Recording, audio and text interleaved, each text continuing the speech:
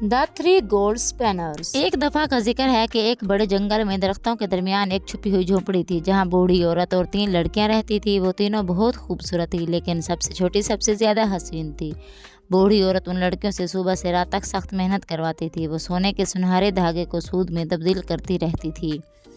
जब एक तकला ख़त्म हो जाता तो उन्हें दूसरा दे दिया जाता था। सुबह से रात तक सख्त मेहनत करवाती थी ताकि उन्हें कोई आराम न मिले। धागा बारीक और यकसा होना ज़रूरी होता था। जब काम मुकम्मल हो जाता तो बूढ़ी औरत उसे एक खुफिया कमरे में बंद कर देती थी। वो साल में 2 या 3 बार सफ़र पर जाती थी और हमेशा रात के वक्त वापस आती थी ताकि लड़कियां कभी न जान सकें कि वो क्या लेकर आती है।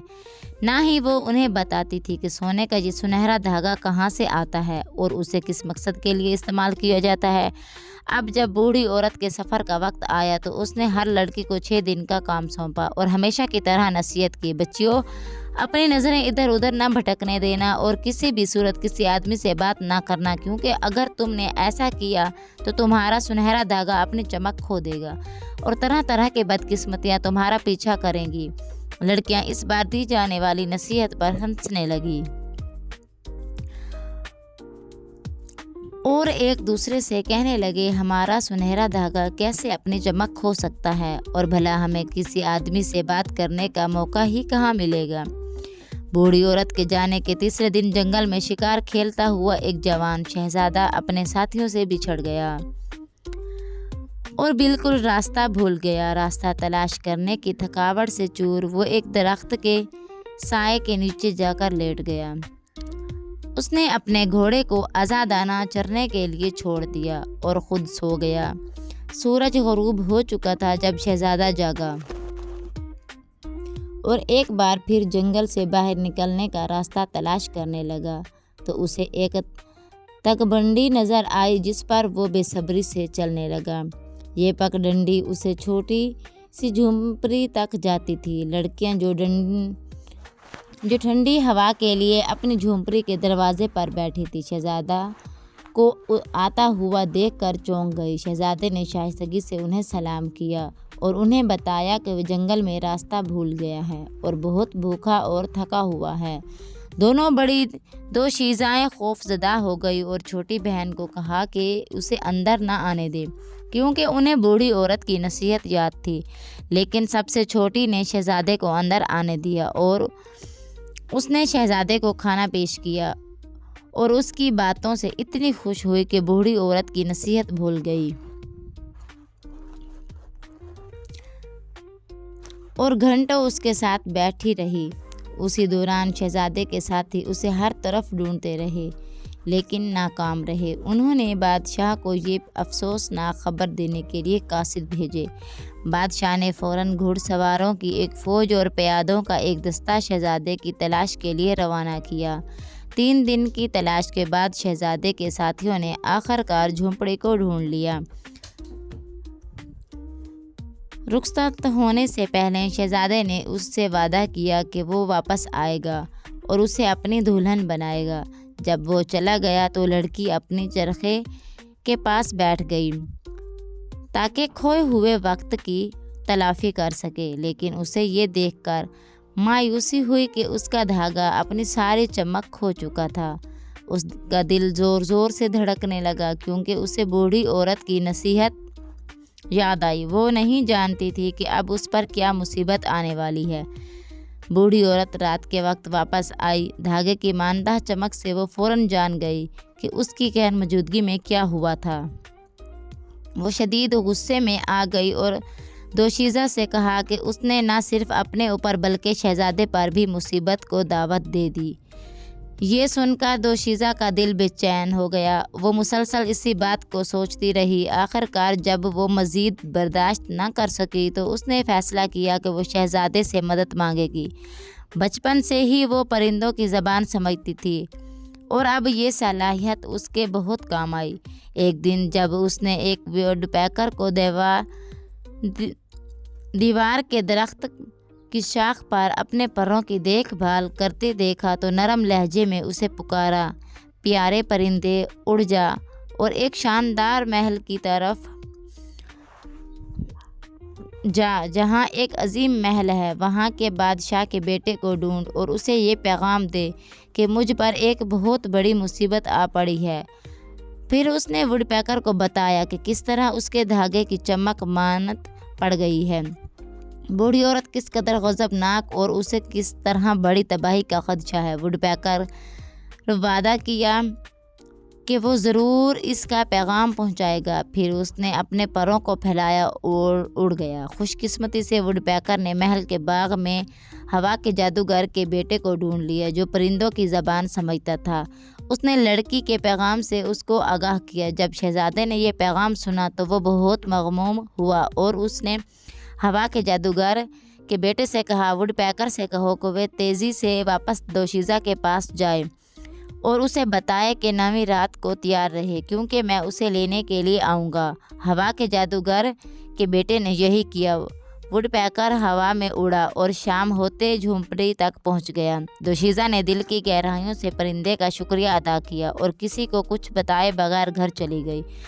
جب نویں رات آئی تو دوشیزہ رات کو چپکے سے گھر سے نکلی اور جھونپڑی کے کچھ فاصلے پر کانپتے ہوئے انتظار کرنے لگی۔ کچھ دیر بعد اسے گھوڑوں کے قدموں کی آواز سنائی دی اور جلد ہی فوجی دستہ نمودار ہوا جس کی قیادت شہزادہ کر رہا تھا۔ جب شہزادے نے دوشیزہ کو دیکھا تو فوراً اسے گھوڑے پر بٹھایا اور اسے ساتھ لے کر اپنے محل کی طرف روانہ ہو گیا۔ اگلی صبح جب سب سے چھوٹی لڑکی نظر نہ آئی تو بوڑھی عورت نے اس کے بارے میں پوچھا۔ بہنوں نے ظاہر کیا کہ انہیں کچھ علم نہیں، لیکن بوڑھی عورت فوراً سمجھ گئی کہ کیا ہوا ہے کیونکہ وہ حقیقت میں ایک بد کردار چڑیل تھی۔ اس نے بھاگنے والے کو سخت سزا دینے کا ارادہ کیا، چنانچہ اس نے 9 قسم کی جادوئی جڑی بوٹیاں اکٹھی کی اور اس میں تھوڑا سا نمک شامل کیا۔ ساتھ ساتھ جادو کے یہ الفاظ دہراتی رہی، اے بگولے اپنی مدد دے، اس کے خلاف جس نے گناہ کیا، یہ جادوئی گولا اپنے ساتھ لے جا اور اسے ہمیشہ کے لیے بہتے دریا میں دفن کر دے۔ پھر اس نے اس سب کو ایک کپڑے میں لپیٹ کر ایک نرم گولے کی شکل دی اور اسے ہوا میں روانہ کر دیا۔ جب وہ تنگ پل کے درمیان پہنچے تو جادوئی گولا وہاں سے گزرا اور کسی کے کچھ کرنے سے پہلے اس نے دوشیزہ کو نیچے بہتے ہوئے دریا کے تیز دھارے میں شہزادے نے پھینک دیا۔ دوشیزہ کو بہت ڈھونڈا لیکن بے سود۔ اس صدمے سے وہ بہت غمگین ہوا اور بیمار پڑ گیا۔ بادشاہ اپنے بیٹے کی بیماری پر بہت اداس ہوا اور مشورے کے لیے دور دور سے جادوگروں کو بلایا، لیکن کوئی بھی اس کا حل تلاش نہ کر پایا۔ 1 سال بعد وہ اچانک اسی پل پر آیا جہاں اس کی محبوبہ کی موت ہوئی تھی۔ اب وہاں پانی کی سطح پر ایک پیلا کنول کا پھول تیر رہا تھا۔ وہ اس علمناک حادثے کو یاد کر کے زاروں قطار رونے لگا اور یہ سوچتا رہا کہ کاش وہ ایک بار پھر زندہ ہو سکتی۔ اپنے غم کے دوران اسے اچانک ایک گانے کی آواز سنائی تھی۔ وہ حیران رہ گیا، فوراً ہر جگہ دیکھا کہ شاید کوئی پل کے نیچے چھپا ہو، لیکن وہاں کوئی نہیں تھا۔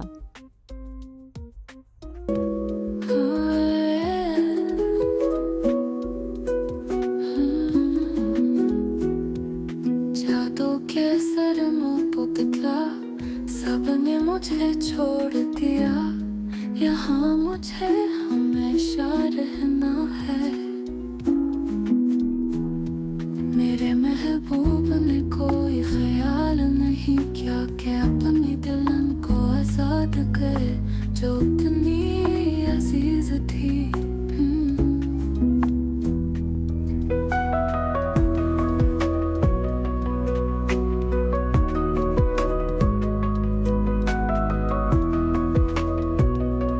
وہ حیران رہ گیا، فوراً ہر جگہ دیکھا کہ شاید کوئی پل کے نیچے چھپا ہو، لیکن وہاں کوئی نہیں تھا۔ لیکن پھول تو نہیں گاتے۔ شہزادے کو اچانک سنہرے دھاگے کاٹنے والی لڑکیاں یاد آئی اور وہ خود سے کہنے لگا، اگر میں ان کے پاس جاؤں تو شاید وہ مجھے اس کے بارے میں کچھ بتا سکیں۔ فوراً ہی وہ ان کی جھونپڑی کی طرف روانہ ہوا اور وہاں جا کر 2 لڑکیوں کو چشمے کے پاس پایا۔ شہزادے نے انہیں بتایا کہ ان کی بہن کے ساتھ پچھلے سال کیا ہوا تھا اور کس طرح اس نے ایک عجیب گانا سنا مگر کوئی گانے والا نظر نہ آیا۔ لڑکیوں نے کہا کہ وہ پیلا کنول کا پھول ان کی بہن کے سوا کوئی اور نہیں ہو سکتا، جو مری نہیں تھی بلکہ جادوئی گولے کے اثر سے تبدیل ہو چکی تھی۔ رات سونے سے پہلے سب سے بڑی بہن نے جادوئی جڑی بوٹیوں سے ایک کیک بنایا، شہزادے کو کھانے کے لیے دیا اور بتایا کہ یہ جادوئی کیک ہے جس کی بدولت صرف پرندوں کی باتیں سن سکے گا بلکہ ان سے بات بھی کر سکے گا، اور اسے مشورہ دیا کہ وہ پرندوں کی باتوں کو دھیان سے سنے اور دیکھے کہ وہ اسے کیا بتا سکتے ہیں، اور اسے مزید کہا کہ جب وہ اپنی دلہن کو واپس لے آئے تو انہیں بھی ان کے بدن سے نجات دلائے۔ واپسی پر شہزادے کو جنگل سے گزرتے ہوئے ایک ماکپائی ملی جس نے شہزادے کو بتایا کہ 1 سال ہو چکا ہے جب سے دوشیزہ کنول کے پھول میں تبدیل ہے۔ پل پر گزرنے والے کو کوئی بھی شخص اس کے دکھی گانے کو سن سکتا ہے، لیکن پھر بھی کوئی اس کی مدد کو نہیں آتا۔ جب شہزادہ واپس محل پہنچا تو باغ میں اسے ایک درخت پر عقاب بیٹھا نظر آیا۔ عقاب نے شہزادے کو بتایا کہ فن لینڈ کے جادوگر نے شہزادے کے لیے ایک پیغام بھیجا ہے اور بتایا ہے کہ وہ دوشیزہ کو آزاد کر سکتا ہے، لیکن اس کے لیے اسے ایک مشکل امتحان سے گزرنا ہوگا اور خود کو کیکڑے میں تبدیل کرنا ہوگا، تبھی وہ یہ کام کر پائے گا۔ شہزادے نے کہا کہ وہ ضرور اس پر عمل کرے گا، لہٰذا ہدایت کے عین مطابق جب شہزادہ دریا پہنچا تو وہ ایک لال کیکڑا بن گیا۔ وہ مٹی سے گزرا اور بڑی بے خوفی میں چھلانگ لگا دی۔ دریا میں جا کر اس نے کنول کی جڑوں کو مٹی اور سرکنڈوں سے آزاد کیا، پھر اس نے اپنے پنجوں سے جڑوں کو مضبوطی سے پکڑا اور انہیں پانی کی سطح پر لایا اور دریا کے بہاؤ کے ساتھ بہتا چلا گیا، یہاں تک کہ وہ کنارے پر موجود ایک بڑی پہاڑی درخت تک پہنچ گیا۔ اس کے قریب ایک بڑا پتھر تھا۔ وہاں جا کر اس نے کہا، کیکڑے سے انسان میں بدل جا، کنور سے دوشیزہ میں بدل جا، اور دیکھتے ہی دیکھتے وہ دونوں اپنی اصل شکل میں آ گئے۔ وہ پہلے سے 10 گنا زیادہ خوبصورت ہو چکی تھی۔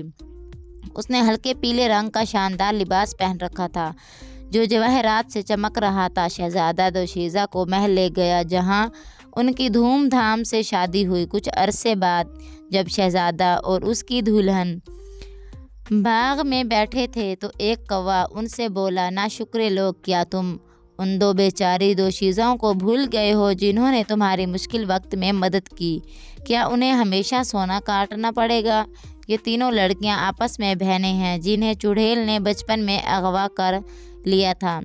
شہزادہ اپنے بھولے ہوئے وعدے پر اور فوراً روانہ ہو گیا۔ خوش قسمتی سے وہ اس وقت جھونپڑی پہنچا جب بوڑھی عورت وہاں موجود نہیں تھی۔ لڑکیوں نے خواب میں دیکھ لیا تھا کہ شہزادہ آنے والا ہے، لہٰذا وہ جانے کے لیے تیار تھے، لیکن جانے سے پہلے انہوں نے ایک کیک بنایا جس میں انہوں نے زہر ملا دیا اور اسے میز پر چھوڑ دیا جہاں بوڑھی عورت اسے آسانی سے دیکھ سکتی تھی۔ جب بوڑھی عورت واپس آئی، اس کیک کو دیکھا، اسے اتنا مزیدار لگا کہ اس نے لالچ میں آ کر کھا لیا اور فوراً مر گئی۔ شہزادہ دونوں لڑکیوں کو لے کر محل پہنچ گیا۔ وہ دونوں اپنی بہن کو دیکھ کر بہت خوش ہوئی اور سب ہمیشہ خوشی خوشی زندگی گزارنے لگے۔